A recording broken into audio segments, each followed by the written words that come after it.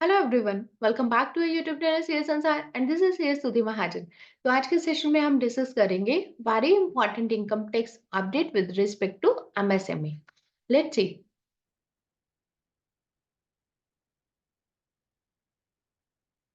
Income tax update regarding micro and small enterprises, जिसे हम short form में क्या बोलते हैं, एमएसएमई।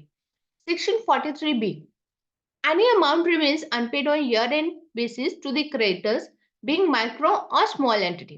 अगर आपने कोई भी क्रेडिटर्स को पेमेंट नहीं की, ठीक है, कौन से क्रेडिटर्स, खास करके माइक्रो और स्मॉल मीन्स जिसे हम एमएसएमई क्रेडिटर्स बोलते हैं, बियॉन्ड 45 डेज और लेस एज एग्रीड, अगर एग्री किया हुआ है, और 15 days if don't agree, shall be added to taxable income resulting in huge additional tax liability। तो वो आपकी टैक्सेबल इनकम के अंदर उसे एड अप कर दिया जाएगा और जिससे क्या होगा, आपकी जो टैक्स लायबिलिटी है वो एड ऑन हो जाएगी। Keeping such creditors unpaid is risky.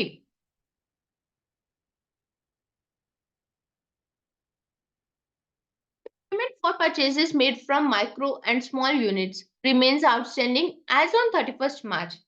There may be a huge tax liability। अगर आपने क्रेडिटर्स, जो एमएसएमई के क्रेडिटर्स हैं, उनको अगर आपने 31 मार्च तक पेड नहीं करते हो, ठीक है, कौन से क्रेडिटर्स जो आपके ड्यू हो गए हैं और आपके बैलेंस शीट के अंदर अगर वो खड़े दिख जाएंगे, तो उससे क्या होगा, वो सारी की सारी जितनी भी अनपेड पेमेंट है वो आपकी इनकम के अंदर एडअप हो जाएगा। तो देयरफॉर उसको आज से ही उसी के अकॉर्डिंगली प्लान कर दो, क्योंकि अभी हम किसके अंदर है, जनवरी के अंदर। तो अभी से ही जो हमें 31 मार्च की क्लोजिंग के लिए जो पॉइंट्स अपने कंसीडर करने हैं, आज से उसी के अकॉर्डिंगली प्लान करने हैं। Companies not making payment to micro and small enterprises during the current fiscal will have to wait for a year for deduction under the Income Tax Act। The amendment in the law is coming into effect from assessment year 2024-25।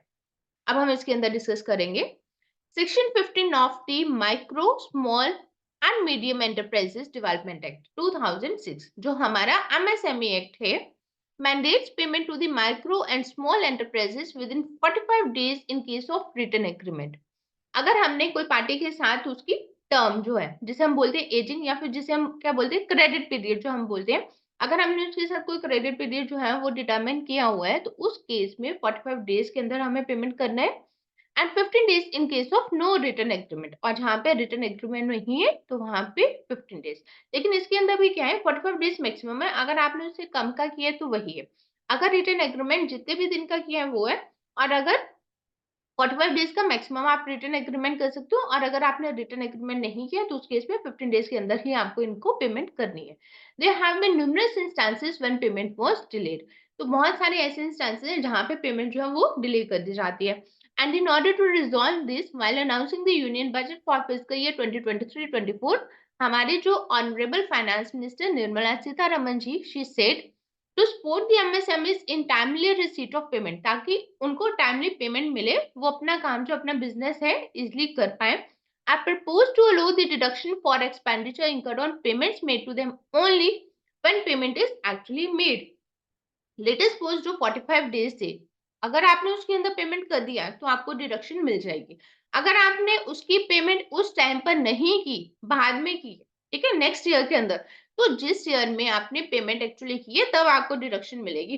तो current year में अगर आपकी payment due थी, payment उसको करना था, और अगर आपने उसको पेमेंट नहीं किया तो वो आपकी इनकम के अंदर एड अप हो जाएगा, और नेक्स्ट ईयर में जब आप उसकी पेमेंट करेंगे तभी आपको डिडक्शन मिल पाएगी। बेसिकली ये इतनी टाइटनेस किस लिए की गई है, एमएसएमई को सपोर्ट करने के लिए, ताकि आप एमएसएमई के जितने भी वेंडर्स हैं आपके पास, उनको टाइमली पेमेंट करें, वो अपना बिजनेस एक्सपेंड कर पाए।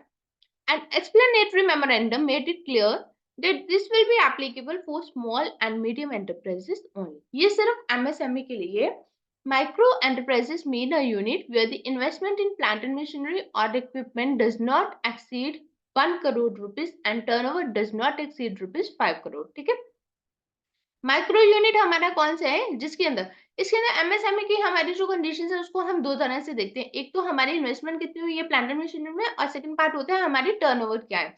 माइक्रो यूनिट हम उसे बोलते हैं जिसके अंदर प्लांट एंड मशीनरी में जो इन्वेस्टमेंट है वो does not exceed 1 crore, means maximum आपने इन्वेस्टमेंट जो 1 करोड़ की किया और टर्नओवर आपकी 5 करोड़ से। और स्मॉल एंटरप्राइजेस किसे बोलते हैं, ये वाली फिगर्स जो है स्मॉल एंटरप्राइजेस के केस में इन्वेस्टमेंट की फिगर हो जाती है 10 सीआर और टर्नओवर की फिगर हो जाती है 50 CR. Section 43B of the Income Tax Act provides for certain deductions to be allowed only on actual payment. ठीक है. Further, the proviso allows deduction on accrual basis if the amount is paid by due date of furnishing of the return of income. In order to promote timely payment to the micro and small enterprises, Finance Act 2023 provided to include payments made to such enterprises within the ambit of Section 43B of the Act. तो MSME की payment जो है वो timely हो, इसलिए इसको 43B के अंदर लेके आया गया. Accordingly, a new clause H in section 43B of the Act was inserted to provide that any sum payable by the assessee to a micro or small enterprise beyond the time limit specified in section 15 of the Micro, Small and Medium Enterprises Development Act 2006 shall be allowed as deduction only on actual payment.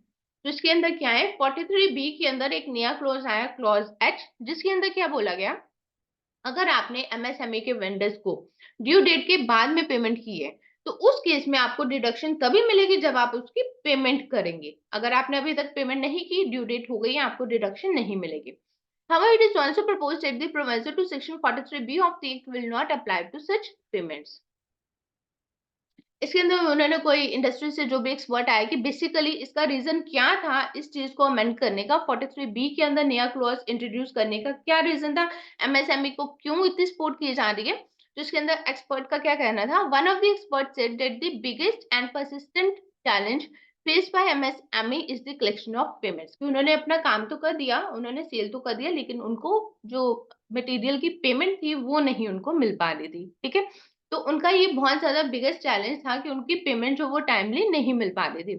It is estimated at the value of delayed payment from buyers, जब आपकी जो delayed payment है to MSME is 10.7 lakh crore annually. तो इतने की delayed payment चल रही है. ये उनको कैसे पता लगा, जो हम एमएसएमई के रिटर्न फाइल करते हैं तो वहां से पता चल जाता है कि एमएसएमई की कितनी डिलेड पेमेंट है.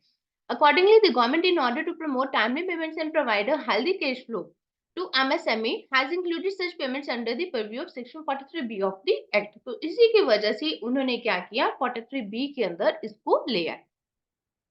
एक और इंडस्ट्री एक्सपर्ट ने कुछ कहा है, उसको भी हम देख लेते हैं.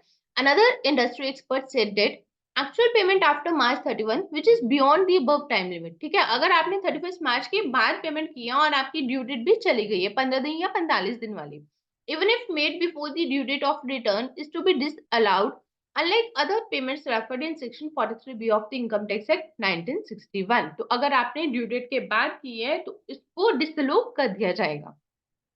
However, this said payment will be allowed in the next year. तो ये जो डिडक्शन है नेक्स्ट ईयर में अगर आपने पेमेंट की है तो नेक्स्ट ईयर के अंदर आपको डिडक्शन मिलेगी. तो करंट ईयर के अंदर आपको डिडक्शन नहीं मिलेगी. This amendment has cast additional duties and responsibilities upon the taxpayer as well as auditors to identify the micro and small enterprises and examine if the payments have actually been made within 15 or 45 days as the case may be, and if the same is beyond the said limit, then to face disallowance of said payments, he said. जिसके अंदर उसने क्या बोला, एक तो tax payers को, ठीक है, अगर आप लोगों ने टाइमली पेमेंट नहीं की तो उस केस में आपको डिसएडवांटेज क्या होगा, आपकी इनकम के अंदर वो ऐड हो जाएगा, डिडक्शन आपको नहीं मिलेगी, टैक्स लायबिलिटी आपकी इस साल में इंक्रीज हो जाएगी. ऑडिटर्स के पॉइंट ऑफ व्यू से क्या होगा, ऑडिटर्स को इस चीज को वहां पे नोट देना पड़ेगा, आपकी टैक्स लायबिलिटी के अंदर उसे एड अप करना पड़ेगा. तो आपको जब नेक्स्ट ईयर आप उसकी पेमेंट करेंगे आपको नेक्स्ट ईयर में उसकी डिडक्शन मिल जाएगी.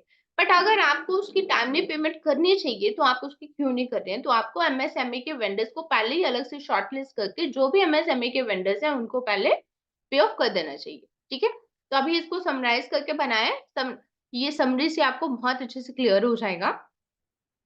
Deduction for purchases or expenses made from micro and small enterprises will be available only if payment is made to the supplier within the prescribed credit period. जो आपका credit period है, अगर आपने vendor के साथ अपने credit terms जो है वो डिसाइड कर लिए, ठीक है, जिस केस में मैक्सिमम कितने क्रेडिट पीरियड आपको मिल सकता है, मैक्सिमम 45 डेज का. अगर आपने क्रेडिट टर्म्स अपने डिसाइड कर लिए हैं तो उस केस में आपको वेंडर को उतने दिन के अंदर पेमेंट करनी है, तभी आपको डिडक्शन मिलेगी. अगर आपने उस क्रेडिट पीरियड के बाहर जाके की पेमेंट तो आपको डिडक्शन नहीं मिलेगी. If no credit period has been fixed, then in such case the payment terms will be considered only 15 days. इसके अंदर क्या कह रहा है, अगर कोई आपका रिटर्न एग्रीमेंट नहीं है या फिर आपने कोई भी क्रेडिट पीरियड फिक्स नहीं किया तो उस केस में आपको पेमेंट टर्म्स जो है वो कंसिडर होती है बाय नेचुरल 15 डेज की है. Even if both the parties agree, not more than 45 days will be allowed for this provision. और अगर दोनों parties agree हो जाती तो उस केस में maximum 45 days. For example, if payment for your purchase, जैसे आपने कुछ भी परचेज किया, रॉ मटेरियल, पैकेजिंग मटेरियल या फिर कोई फीस किसी भी तरह की, worth 1 crore is pending for more than 45 days on 31st March. 31st March आ गई, 45 डेज आपके निकल गए, ठीक है। 45 डेज निकलने का मीनिंग है कि लेटेस्ट सपोज हम कहते हैं कि आपने परचेज कब की थी, 1 फरवरी को। 1 फरवरी को जो आपने परचेज की थी उसके 45 डेज आपके नियरली हो जाएंगे 15 मार्च के आसपास। आपने उसकी पेमेंट नहीं की, आपने 31 मार्च तक नहीं किया, तो वो क्या होगा, then 1 crore will be added to your income. वो जो 1 करोड़ की पेमेंट है वो आपके इनकम के अंदर एड अप हो जाएगी, and there could be a tax liability of around 30 to 35 lakhs on इट। तो डेट मीन्स क्या हुआ कि इस साल में आपके ऊपर एडिशनल इतना टैक्स लायबिलिटी का बर्डन आ जाएगा। तो इसी को ध्यान में रखते हुए आपको प्लानिंग करनी है कि जितने भी एमएसएमई के वेंडर्स हैं उनको आप टाइमली पेमेंट कर दें, और इतना टाइमली पेमेंट कर दें कि एटलीस्ट 31 मार्च से पहले पहले उनको सबको पेमेंट चली जाए। Micro enterprise means a firm whose investment in plant and machinery does not exceed 1 crore and turnover does not exceed 5 crore. ठीक है, इन्वेस्टमेंट और टर्नओवर 1:5 की रेशियो रखनी है आपको।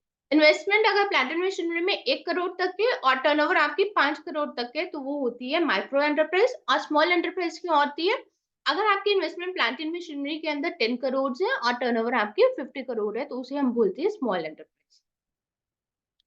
If the payment is pending for more than 45 days but is made before the end of the financial year, ठीक है, 45 days तो आपके होगा लेकिन आपने इस फाइनेंशियल के अंदर आपने पेमेंट कर दिया, then in such case its deduction will be available in the same year. Let us suppose जैसे अभी हमने एग्जांपल क्या लिया, आपने कोई भी परचेज किया 1 फरवरी को, जिसकी ड्यू डेट कब बन जाएगी हमारी 15 मार्च के आसपास। अगर आपने 15 मार्च को नहीं किया पेमेंट, ठीक है, 45 डेज मीन्स हो गए, आपने 45 डेज के अंदर नहीं पेमेंट किया, 15 मार्च नहीं क्योंकि फरवरी का मंथ छोटा है, तो 17 मार्च तक बन जाएगा, लेकिन मैं सिर्फ एक एग्जांपल की तरह ले रही हूँ। आपने 15 मार्च तक नहीं किया, आपने 25 मार्च को पेमेंट कर दिया, तब तो आपको डिडक्शन उसी ईयर के अंदर मिल जाएगी। लेकिन प्रॉब्लम कहाँ पे आएगी, अगर 31 मार्च निकल गई, आपने उसकी पेमेंट नहीं की, वहां पे आपके लिए बहुत ज्यादा प्रॉब्लम हो जाएगी। If the payment is made after 45 days, अगर 45 डेज के बाद आपकी पेमेंट होती है, then in that case its deduction will be available in the year in which the payment is made. Let us suppose कि आपने क्या किया, 31 मार्च निकल गई, आपने पेमेंट करना भूल गई, आपने पेमेंट नहीं की, उसके 45 डेज भी निकल गए, ठीक है। अगर तो उसके 45 डेज ही लेट अस सपोज कि 2 अप्रैल को 3 अप्रैल को ड्यू हो रहे थे, तब कोई कंसर्न नहीं है। उसके 45 डेज हो गए 15 मार्च को, आपने 31 मार्च तक पेमेंट नहीं किया, आपने 2 अप्रैल को किया, तो आपको उसकी डिडक्शन जो है वो नेक्स्ट फाइनेंशियल ईयर के अंदर मिलेगी। These provisions will be applicable on purchases made from such units whether the buyer is registered with MSME or not. चाहे वो registered है MSME के अंदर या नहीं है, उसके पास उद्यम का नंबर है या नहीं है, लेकिन आपके ऊपर provisions जो है वो MSME यूनिट के applicable हो जाएंगे। If during the income tax scrutiny it is revealed from the cross confirmation of the income tax department that your supplier is a micro or small unit and his payment has been made after the time limit के बाद आपने की है, then at that time also he can add the outstanding payment to the income. Suppose मान लो कि आपने MSME vendor को payment जो थी वो 31 मार्च के बाद किया, ठीक है। सबसे पहले तो आपको उसकी बुक्स में दिखाना है, उस चीज को दिखाना है कि आप बाद में पेमेंट कर रहे हो। सेकेंडली आपके ऑडिटर को उसको पकड़ के वहां पे दिखाना है कि ये एमएसएमई वेंडर है, आपने 31 मार्च तक ड्यू होता था, आपने नहीं किया, तो आपकी टैक्स लायबिलिटी में ये एडअप होगा। किसी तरह से मान लिया कि आपके ऑडिटर ने वहां पे नहीं किया और बाद में आपकी इनकम टैक्स की स्क्रूटनी हो गई, इनकम टैक्स की स्क्रूटनी के अंदर अगर उन्होंने पकड़ लिया कि एमएसएमई का वेंडर था जिसको आपने बाद में पेमेंट किया, तो वो आपकी आउटस्टैंडिंग पेमेंट को आपकी इनकम के अंदर एडअप कर सकता है। This provision has come into effect from the financial starting 1st April 2023. तो ये इस फाइनेंशियल से ऑलरेडी प्रोविजन आ चुकी है, क्योंकि अब ये फाइनेंशियल हमारा जो है लास्ट क्वार्टर में हम लोग चल रहे हैं, तो इसलिए हमें पूरी की पूरी प्लानिंग उसी के अकॉर्डिंगली करनी पड़ेगी कि ताकि 31 मार्च तक हमें ये प्रॉब्लम नहीं आए।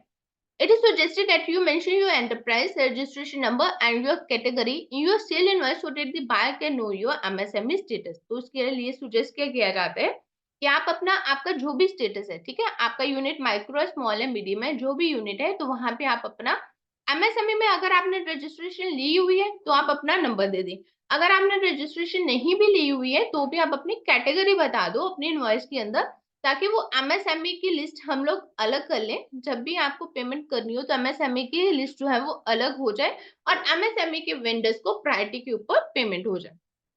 तो ये है, ठीक है, इस तरह से इसकी डिक्लेरेशन है। यहाँ पे आप देखेंगे तो ये डिक्लेरेशन है, ये एमएसएमई डिक्लेरेशन कम एग्रीमेंट, कि जब भी अगर वो एमएसएमई का वेंडर है उसे इस तरह से अपनी डिक्लेरेशन दे देनी चाहिए कि ये उसका नेम ऑफ द कंसर्न ये है, पैन नंबर, अगर उसके पास उद्यम रजिस्ट्रेशन नंबर है तो वो भी, उसका स्टेटस क्या है, माइक्रो स्मॉल मीडियम के अंदर क्या स्टेटस है, उसका माइक्रो स्मॉल मीडियम का स्टेटस कैसे आएगा, टर्नओवर और investment in plant and machinery के बेसिस के ऊपर, जैसे कि हमने अभी डिस्कस किया।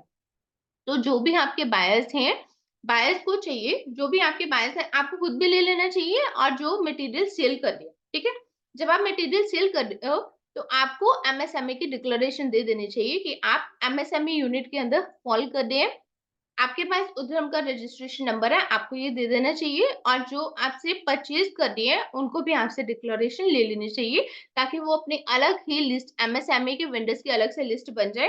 और एमएसएमई वेंडर्स की जो लिस्ट है वो 45 डेज का ध्यान में रखते हुए उनकी पेमेंट जो है वो प्रायोरिटी के ऊपर कर दी जाए।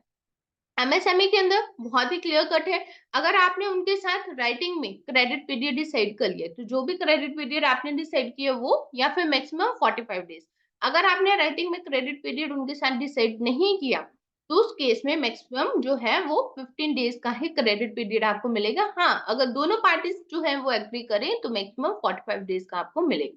क्योंकि अभी हम लास्ट क्वार्टर में आ गए, अगर लास्ट क्वार्टर के अंदर आते आते आज की डेट में आप कोई भी परचेज कर रही हैं जिसके 45 डेज जो है वो हो जाएंगे, और अगर 31 मार्च तक आपने पेमेंट नहीं की तो उस केस में उसकी डिडक्शन आपको इस ईयर के अंदर नहीं मिलेगी, वो नेक्स्ट ईयर में अगर आप उसको करते हैं पेमेंट।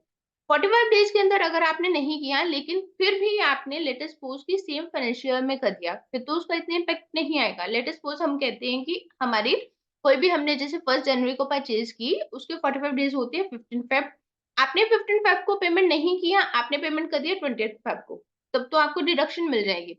लेकिन अगर आपने 15 फेब को पेमेंट नहीं किया, उसके बाद आपने 31 मार्च तक भी पेमेंट नहीं किया, आपने नेक्स्ट अप्रैल के अंदर पेमेंट किया, तो उस केस में आपको फाइनेंशियल 2024 25 के अंदर डिडक्शन मिलेगी, फाइनेंशियल 2023 24 के अंदर डिडक्शन नहीं मिलेगी। अब क्योंकि आपको फाइनेंशियल 2023 24 के अंदर डिडक्शन नहीं मिलेगी, तो जितनी वो पेमेंट, आउटस्टैंडिंग पेमेंट थी वो आपकी जो इनकम है उसके अंदर एड अप हो जाएगी। तो ये सोचो, आपकी इनकम के अंदर आउटस्टैंडिंग लायबिलिटी अगर एक तरह से ऐड हो गई तो वो तो आपकी टैक्स लायबिलिटी के ऊपर एक बॉम्ब की तरह होगा। जैसे कि हमने एक एग्जांपल लिया कि अगर आपने 1 करोड़ की भी पेमेंट जो है वो डिले कर दिया तो डेट मीन्स आपकी जितनी भी इनकम आपको दिखानी थी उसके ऊपर अगर 1 करोड़ की आउटस्टैंडिंग इनकम जो है वो एड अप हो गई तो उस केस में 30 to 35 lakhs का एडिशनल टैक्स बर्डन आपके ऊपर अभी आ जाएगा। तो इसी को ध्यान में रखते हुए जब भी आप सेल कर रही हैं, आप अपनी डिक्लेरेशन दो, एक एमएसएमई की डिक्लेरेशन दो। उसके अंदर आप कैटेगराइज करो कि आप एमएसएमई कैटेगरी में आ रही हैं, और जो भी आपसे परचेज कर रही हैं, उनको भी चाहिए कि वो आपसे एमएसएमई की डिक्लेरेशन लेके अपने पास एमएसएमई वेंडर्स का अलग से रिकॉर्ड बनाएं। अब क्योंकि हम लास्ट क्वार्टर के अंदर चल रहे हैं, तो आपको एमएसएमई की वेंडर्स की जो पेमेंट है, वो प्रायोरिटी के ऊपर करनी है, एंड मेक इट श्योर कि आप उसकी पेमेंट 45 डेज के अंदर करें। और एंड उससे भी ज्यादा मेक श्योर क्या करें कि 31 मार्च से पहले पहले आप उसकी पेमेंट कर दें, कि ताकि आपकी आउटस्टैंडिंग पेमेंट जो भी है आपकी इनकम का पार्ट ना बने। और अगर आपने किसी भी तरह से इस चीज को पेमेंट नहीं किया, आपने किसी भी तरह से ऑडिटर से छिपा लिया, और कल को अगर आपकी इनकम टैक्स की स्क्रूटनी हो जाती है तो उसके अंदर भी आउटस्टैंडिंग पेमेंट जो थी आपकी इनकम के अंदर एड अप कर दी जाएगी और आपसे टैक्स लायबिलिटी की डिमांड कर दी जाएगी। So this is all for today. Thank you for watching this video. Please subscribe to our YouTube channel CS Ansar. Thank you.